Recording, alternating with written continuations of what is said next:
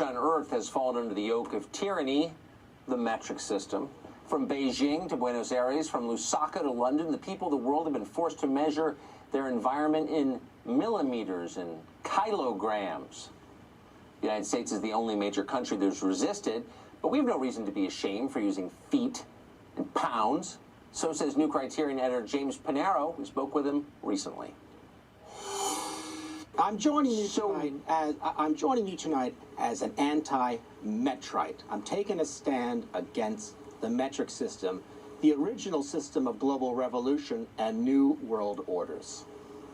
God bless you. That's exactly what it is. Esperanto died, but the metric system continues, this weird, utopian, inelegant, creepy system that we alone have resisted. How long can we hold out against it, would you say? Well, today, as you mentioned, the United States stands nearly alone in the world in maintaining customary measures.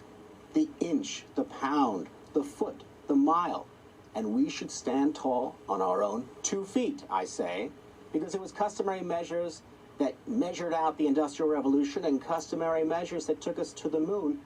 The metric system, meanwhile, is the product of the French Revolution. It was imposed at the business end of the guillotine. So why are our leaders so anxious that we join the rest of the world in using, Robespierre's favorite standard of measurement? I don't understand. Well, that's right, because it's assumed to be progressive. It's assumed that everyone has gotten behind it. Let me take you back to a bit of history. 1793, the height of the French Revolution, the height of the French Terror. The Jacobins deposed the pied de roi, that's the foot of the king, the measurement of France, and replaced it with the meter. Now, all customary measures use man and his labor as the basis of its measurement. What's an acre? It's the amount of land that a yoke of oxen can till in one day.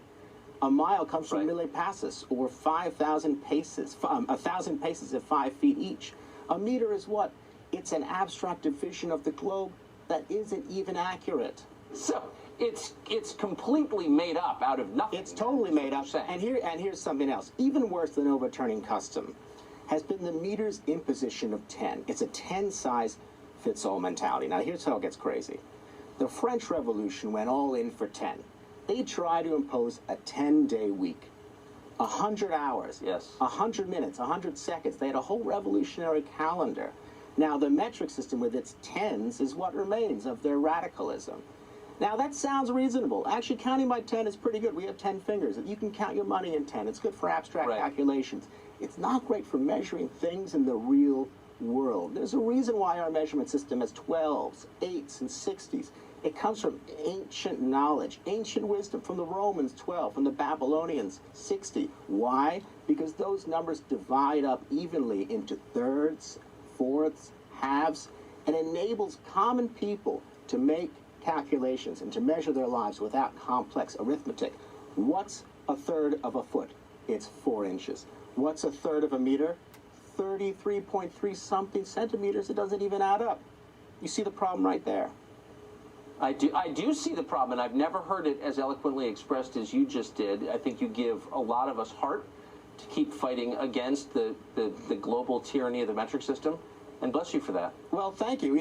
Our system is quaint, but it's ours. It connects us to our ancestors through cups, through teaspoons and tablespoons. I can still cook the recipes of my grandparents, and it's that connection to the past that the French Revolution and the revolutionaries have always tried to destroy.